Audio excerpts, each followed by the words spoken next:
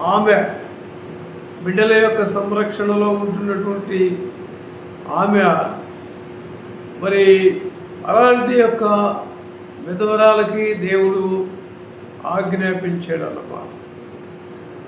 నా సేవకుడైనటువంటి ఏలియా వస్తున్నాడు, అతన్ని పోషించాల్సినటువంటి బాధ్యత అనేది.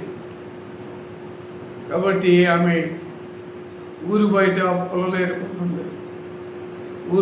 పొలలేరుకుంటున్నటువంటి టైంలో ఏలియా, దైవజనుడైనటువంటి ఏలియా ఆమెని కలుసుకొని ఆమెతో మాట్లాడాడు. అమ్మా, కొంచెం నీళ్ళు ఇస్తావా? నీళ్ళు ఇచ్చింది. నీళ్లు త్రాగి కొంచెం ఆహారం ఇస్తావా? ఆకలి అవుతుంది. అయితే ఏమంటుందయ్యా, ఇది చాలా కరువు కాలం,